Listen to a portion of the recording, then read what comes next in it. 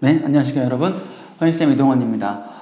이번 수업은요, 중1 국어 형성평가를 이제 7월 17일 날 봤는데요. 그때 이제 문제에 대한 풀이를 하지 못해서 선생님이 다시 보충 강의로 이제 올려놓고요. 여러분들은 숙제로 이제 해설을 들으시면 되겠습니다. 현대 시는 우리가 3월 달에 공부를 좀 했었는데, 그때 공부를 하고 틈틈이 좀 이제 복습을 여러분 좀 이제 잘 하셔야 될 것 같아요. 보니까 배운 시는 좀 푸는데 아직 배우지 않은 낯선 시를 보는 힘이 좀 부족해요. 물론 아직 우리가 문학을 중점적으로 하고 있지는 않기 때문에 그럴 수도 있어요.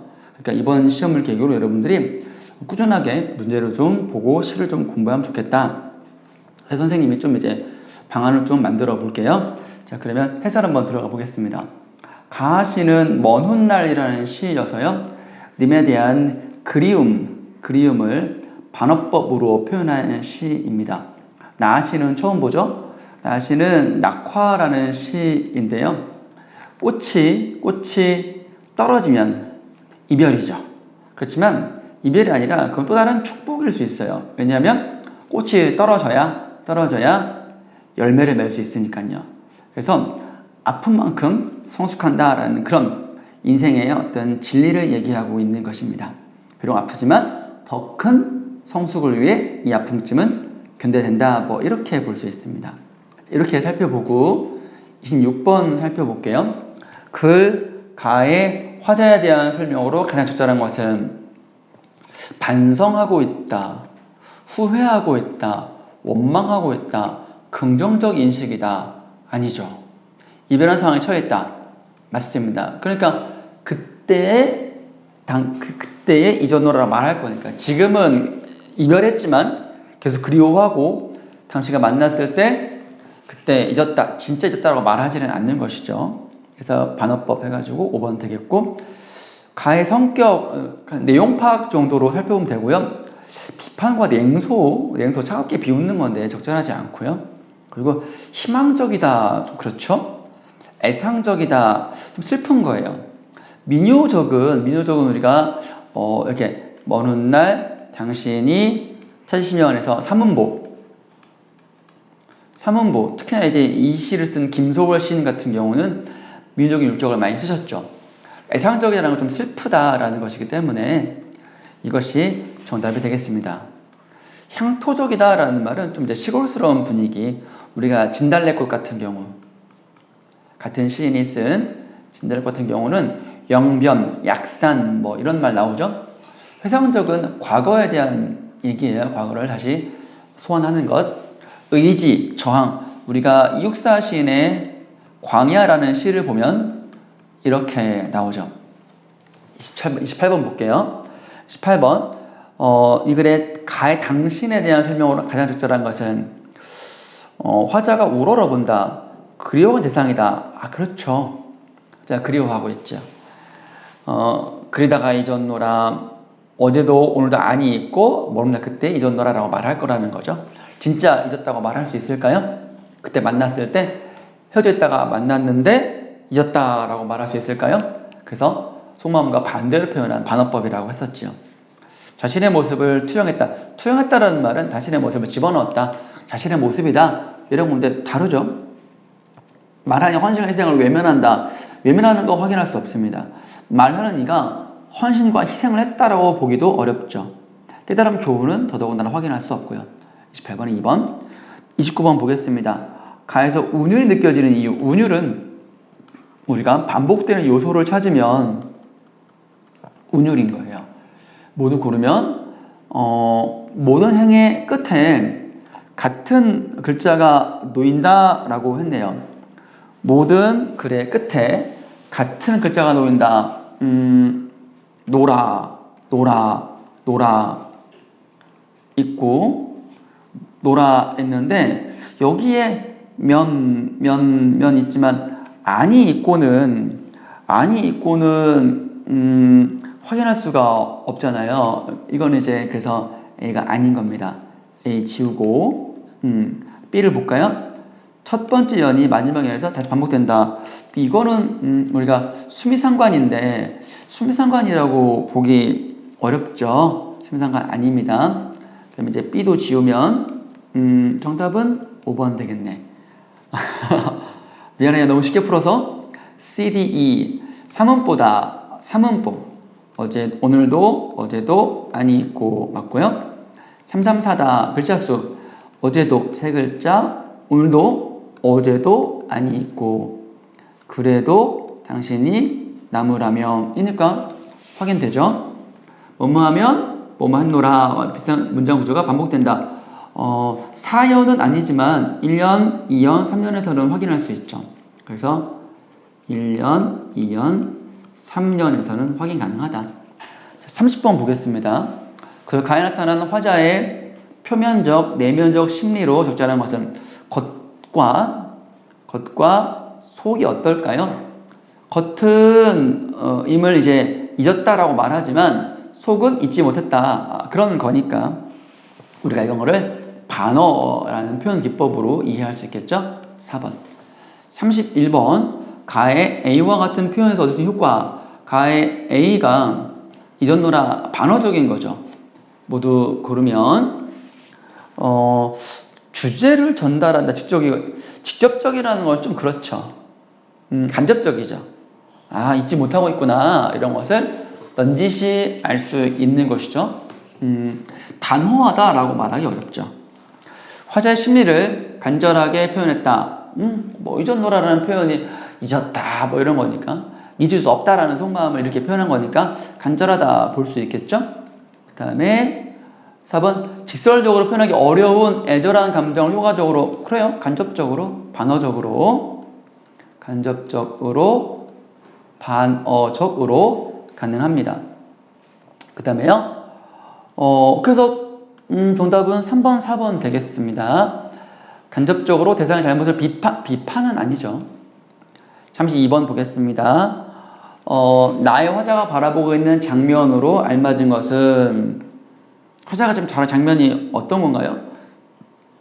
최종적으로는 어떤 것이죠? 꽃잎이 흩날리며 떨어지고 있는 것이겠죠? 왜냐하면 꽃이 떨어진 장면을 보고 이제 열매가 이제 맺을 거라는 거니까 분분한 낙화라는 표현 한번 생각해 보세요. 가능하죠? 33번. 그래 나의 기억 미음에 이해하는 내용 가장 적절한 것은 그랬습니다. 33번에 기억 좀 왔다 갔다 해볼게요. 기억은 나의 사랑은 지고 있다. 사랑은 지고 있다니까 이별 가능하지 않을까요? 1번. 그리고 니은은 무성한 녹음과 그리고 머지않아 열매 맺는, 이게 무성한 녹음은 외적으로 가장 빛나는 상태라는 것은 상황과 좀 맞지가 않고요. 사랑의 결실을 위한 희생이다. 디귿이요. 디귿이 열매 맺는 거는 성숙인데 희생은 아닌데 열정을 잃어가는 청춘이라고요? 리을은 꽃답게 죽는다. 그러니까 이제 어떤 젊은 시절의 어떤 시련인 거니까 열정을 잃어간다는 것은 조금 보기 어렵죠. 어쨌든 꽃답게 죽는 것도 희생인 거예요. 희생. 그래서 이거는 이제 바뀐 거예요. 얘가 이제 리을이 이 희생이 되는 거예요. 여러분, 리을이 희생인 거예요. 그리고 디귿 다시 보면 디귿 뭐죠? 열매 맺는이라는 것은 어떤 결실인 거니까 첫 순간의 만남이다. 미음. 첫 순간의 만남이다. 꽃잎이 지는 거니까 이제 이별인 거죠. 이별. 첫 순간의 만남이 아니라 안 설레는 것도 아니고 이별의 순간이니까 적절하지가 않고요. 1번 되겠습니다. 34번 보겠습니다. 나의 중심 내용이다. 주제를 말하는 겁니다. 중심 내용은 여러분 주제. 신앙이라는 것은 종교를 말하는 거예요. 죽음을 초월한 거냐, 자연의 위대함이냐, 고결함은 깨끗함, 순결함,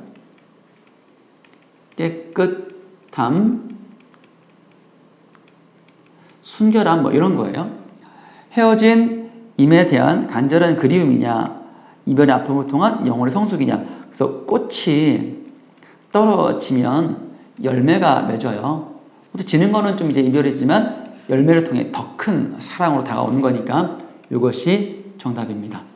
35번 볼게요. 그를 나를 감상하는 태도로 적절하지 못한 사람은 그랬습니다.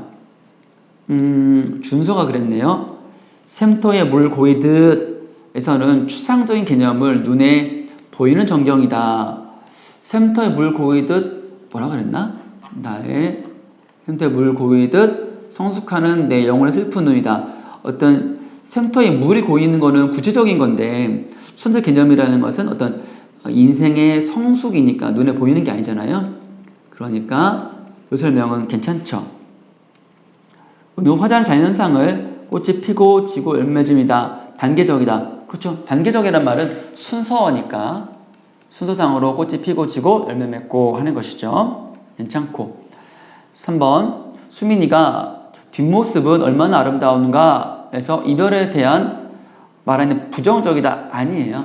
아름다운 걸 통해서 진정 아름답다는 얘기니까 이거는 긍정적이죠. 아프지만 꽃이 지지 않고 열매를 맺을 수는 없잖아요. 그러니까 더 큰 사랑을 위한 어떤 희생이다. 그래서 이제 꼭 정말로 긍정적이라고 보기는 완전히 좀 뉘앙스가 그렇진 않지만 받아들이는 것, 받아들여야 할 것 이렇게 있는 것이니까 부정적은 좀 아니죠. 도현이가 나의 청춘은 꽃답게 죽는다 해서 자연의 섭리, 그렇죠. 섭리에 순응한다. 이것도 같이 맥락으로 이해해 주시면 좋겠네요. 또 서건이가 가야 할 때가 언제인가를 분명히 알고 가는 이는 이별의 시기를 알고 있는 사람이죠. 분명히 알고 가는 이니까 적절하고요. 수민이가 부정적인 이에서 잘못했고요. 6번 보겠습니다. 가다의 말하는 이의 태도로 가장 적절한 것은 화자의 태도네요. 가는 책망은 스스로를 꾸짖다라는 거거든요. 내가 못났다고. 그거 아니죠. 가의 말하는 이는 만남보다 이별을 소중히 여긴다. 이별을 소중히 여긴다고요? 그리워하고 있는데 나의 말은 슬픔에 젖어 절망하고 있다. 아니에요. 열매, 성숙 받아들이고 있잖아요. 4번 볼게요. 나의 말하는 이는 결별이 불행이 아니라 이별이 꽃이 떨어지는 것이 불행이 아니라 축복될 수 있다. 열매니까 이게 적절한 태도가 되겠습니다. 가의 말하는 이는 미래에 대한 긍정적이다. 오늘 당신을 만나게 된다면 그리워할 거라는 거니까 미래에 대한 긍정적인 기대가 있긴 있죠. 그리고 나는 이건 아니네요. 열매니까 긍정이라고 봐야 되겠죠. 그 다음 시 보겠습니다. 엄마 걱정이라는 시인데요. 열무 30단을 이고 시장에 갔어요. 좀 가난하다는 것이고 엄마가 안 와서 걱정되고 있어요. 해가 시든 지 오래라는 말은 시간이 그만큼 많이 지났다는 소리고 나의 처지를 찬밥에 빗대었어요. 그러니까 찬밥이니까 그렇게 따뜻한 밥과 대비한다면 여러분들이 어떤 이미지인지 아시겠죠? 좀 쓸쓸하겠죠. 쓸쓸함. 엄마가 없으니까. 아이고 글씨가 쓸쓸함이요.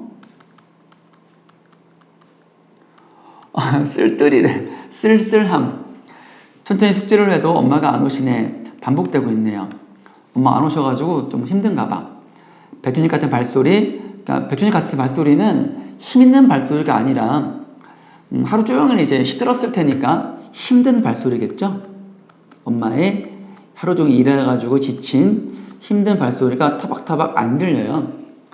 해는 지고 엄마는 안 오고 어둡고 무서운데 더군다나 비까지 오네요. 와 절망 사면타.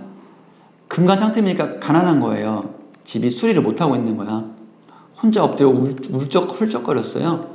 아주 먼 옛날이니까 과거를 회상하고 화자는 지금 현재 어른이구나 이렇게 설명할 수 있겠죠. 아주 먼 옛날 지금도 내 눈시울을 뜨겁게 하는 슬프게 하는 그 시절 내 유년의 윗목이다. 윗목은 찬밥과 이미지가 비슷합니다. 차가운 방에서 아궁이에 불을 뗀 게 불길이 미치지 못하는 먼 지역이어가지고 차갑거든요. 그래서 37번 볼게요. 말하니 화자에 대한 설명 적절한 것은 엄마가 화자는 아닙니다. 늦은 밤 찬밥을 혼자 먹고, 찬밥은 빗대어 표현한 거지 찬밥 혼자 먹는 건 아니에요. 가난했던 어린 시절을 앞으로 회상하는 어른이다. 여기 써놨잖아요. 3번. 가족들의 귀가 엄마랑 단둘이 있는 것 같죠? 어렸을 때 혼자 하지 못해. 아니죠. 숙제는 다 했지. 천천히 숙제를 해두니까. 38번 볼게요. 기억은 가난한 무게다. 열무 30단이니까 시간 흐름이 빗대어서 해가 시든 지 오래라고 했으니까. 3번에 지친 모습이다. 배춧잎 같은 발소리니까 힘든 모습이니까 터벅터벅이니까. 안 오신 애를 안 들 대로 반복시켰다. 변화시켰다. 괜찮죠? 촉각이다. 미음이 촉각이다. 미음은 빗소리니까 촉각이 아니라 청각이죠. 그래서 외로움 고조시키는 거는 맞고요. 외로움도 외로움이지만 빗소리니까 어떤 무서움도 가능하겠네요. 어쨌든 외로움도 괜찮아요. 고조시킨다. 외로움을 더 심화시킨다. 이렇게 봐도 되겠네요. 5번 적절하지 않습니다. 39번 볼게요. 보기를 참고해 윗글에 말하는 얘기 전할 수 있는 조언이다. 무슨 조언 하겠어요? 힘들어도 괜찮아. 외로워도 슬퍼도 나는 안 울어. 이거 삐삐인가? 말 그냥 삐삐인가? 그래서 캔디구나. 상처로 힘들어하는 사람들을 더 이상 자극하지 않기 위해 혼자 있도록 배려해주는 것이 많지만 그래도 대화를 하는 게 좋다. 그래서 말하는 이한테 해줄 조언은 뭐가 될까요, 여러분? 이런 상황에 처해 있는 친구가 있다고 한번 생각해 본다면 어떤 게 좋을까요? 자신을 믿어라. 우리는 생각하는 것보다 더 많은 것을 알고 있다. 도전할 힘을 줄 거냐. 상처를 치유하기 위해서는 먼저 그 상처를 마주보는 용기가 필요하다처럼 이미 해내고 있군요. 어때요? 대화를 통해 적극적으로 좀 이제 해소해야 된다 라고 하니까 이거 조금 어려운데요. 이 시에서는 화자가 얘기하고 있잖아요. 나 어렸을 때 이런 일이 있었어. 나 되게 힘들었겠지. 나 그래서 지금까지 잘 버텨왔어. 나 좀 위로해 줄래? 이런 거니까 2번이 적절한 조언이 되겠습니다. 그러니까 먼저 자신의 얘기를 꺼내라. 근데 이 시에서는 시를 써가지고 얘기하고 있잖아. 그런 점에서 2번이 적절한 조언. 목표를 세워보세요. 실패를 발판 삼아 희망을 가지세요. 이거는 적절하지가 않습니다. 40번 볼게요. 윗글에 말하는 이가 보기에 화자가 할 수 있는 말 적절하지 않는 것은 요 시도 비슷해요. 진주장터 생업물전에는 시장이에요. 바다매티 다 깔리는 해다진 어스름을 해가 지고 있습니다. 울 엄마의 장사, 엄마가 장사합니다. 끝에 생물전이니까 이거는 이제 생선을 파는 거예요. 엄마가 장사 끝에 남은 고기 몇 마리에 빛 발하는 눈깔들이 속절없이 은전만큼 손 안 닿는 한이던가. 고기가 다 팔려야 되는데 안 팔려가지고 엄마가 속상한 거야. 그거를 이렇게 한이라고 표현한 겁니다. 그런 엄마의 모습을 생각하니까 나도 좀 속상해요. 우리 엄매야, 우리 엄매. 별밭은 또 그리 멀리. 우리 오누이에 머리 맞댄 골방 안 돼요. 그러니까 별밭이라는 거는 이제 안식처, 골방인 거죠. 이 별밭은 희망인 멀리 있어. 희망 멀리 있고 우리의 골방이 희망이 안 되는 거야. 가난한 현실인 거죠. 손실게 떨던가. 그래서 요거는 이제 희망을 꿈꾸지만 현실은 그렇지 못합니다. 현실은 절망적이고요.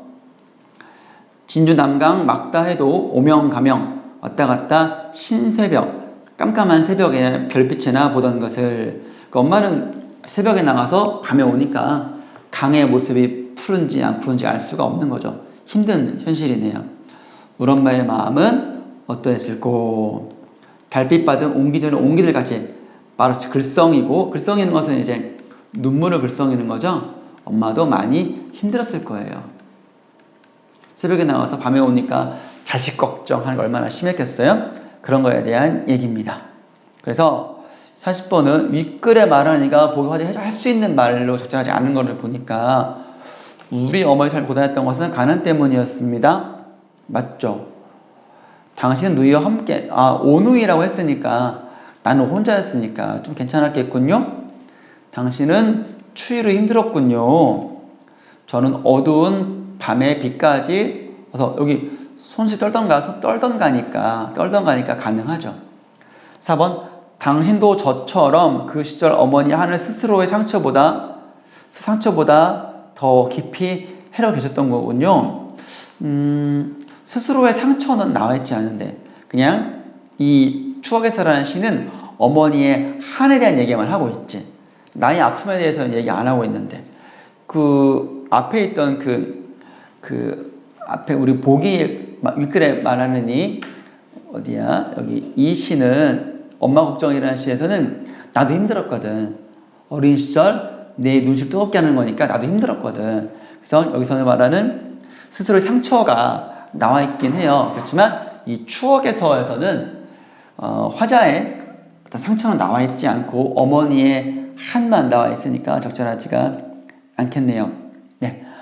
5번 저는 제 처지를 비유적으로 찬밥, 윗목 이렇게 표현했다면 당신은 어머니 눈물을 비유적으로 옹게들 같이라고 했으니까 이렇게 표현한 것을 확인할 수 있겠습니다. 그 다음에 41번의 시는요. 고향이라는 제목 같은데 내용이 조금 다른 시를 보겠습니다. 나는 화자가 나왔습니다. 북관에 혼자 알아 누워서 고향이 아닌 타향이고요. 아프네요. 혼자 있고요. 어느 아침 의원을 뵈었다. 병원에 갔어요. 아프니까 의원의 모습을 묘사하고 있습니다. 열애 같은 상을 하고 부처님이죠. 부처님은 무섭게 생겼어요. 인자하게 생겼어요. 인자하죠. 관우공의 수염이다 라고 굉장히 되게 좀 있어 보이죠. 포스가 있어 보이는 겁니다. 선생같이 신선 같은 먼예적 어느 나라 신선 같은데 새끼 손톱 길게 돋은 손을 대어 묵묵하니 한참 맥을 짚더니 한의원 같네. 문득 물어 고향이 어딥니까? 라고 이제 관심을 가져주고 있습니다. 평안도 정주인데요. 그래? 그럼 아무개씨 고향인데? 그러면 아무개씨를 알아? 아세요? 하니까 빙긋이 웃음을 띄고 친한 친구야. 친한 친구인데? 아 그래요? 저는 그 아무개씨가 아버지로 섬기는데요. 제 아버지와 아버지로 섬긴다는 것이 여러분 그러니까 아버지와 아버지 친구를 동시에 의미한다고 보면 괜찮아요. 왜냐하면 여기에 아버지도 아버지의 친구도라고 했으니까. 그러니까 아버지를 섬긴다가 내 아버지이다 라고 할 수 있고 내 아버지처럼 되게 내가 잘 모시는 그런 분이다 이렇게 다 가능하잖아요. 그게 딱히 중요한 건 아니고 먼 타향에서 아픈데 의사 선생님이 아는 사람이야. 한 다리 건너. 얼마나 반가워. 그 반가움인 거예요. 그래서 아픔의 어떤 그 힘듦이 눈 녹듯이 사라져서 따스함을 느껴보는 겁니다. 얼마나 좋아요. 고향에 대한 그리움 되겠습니다. 나시를 보니까 고향에 돌아와도 그리던 고향이 아닙니다. 아, 고향을 간절히 그리워했는데 막상 왔는데 고향이 아니야. 어떻게 된 거야? 이거 긍정일까 부정일까? 부정이지. 정말 좋을 줄 알았는데 와서 딱 보니까 고향이 아니야. 내 고향이 딴 데 온 게 아니고 그렇게 했던 내 고향이 변해버린 거야. 고향이 좀 변해버린 거야. 그래서 우리가 이런 것들을 상실감이라고 하죠. 뭐가 변해버렸냐? 내가 변해버린 거야. 고향의 자연 모습은 그대로 있지. 쌤도 지금 시골 가면 산들 다 있어. 근데 내가 어른이 돼가지고 내가 생각이 좀 굵어져가지고 옛날에 그 느낌이 안 살더라고. 산꽁이 알을 품고 뻐꾸기 제철에 울건만. 그래서 고향의 자연은 불변이에요. 그렇지만 내 마음이 내 고향에 있지 않고 멀리 떠다니는 거야. 그러니까 마음이 곧 구름인 거야. 의인법이거든요. 그러니까 구름은 떠다니는 것. 뭐랄까 이제 우리가 나이가 들면 여러분들도 어렸을 때의 친구들, 어렸을 때 노는 것 좀 시시하고 막 그러잖아.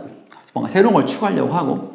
그래서 여기서 이제 어떤 고향에 정착하지 못한 방향이 아니고 방황하는 거다라고 볼 수 있습니다. 오늘도 맨 끝에 산 끝에 올라오르니 꼭대기에 올라오르니 흰점 꽃이 인정스레 웃어요. 의인법이죠. 자연은 변함이 없어요. 그렇지만 어린 시절에 불던 풀피리 소리가 미안합니다. 풀피리 소리가 안 나요.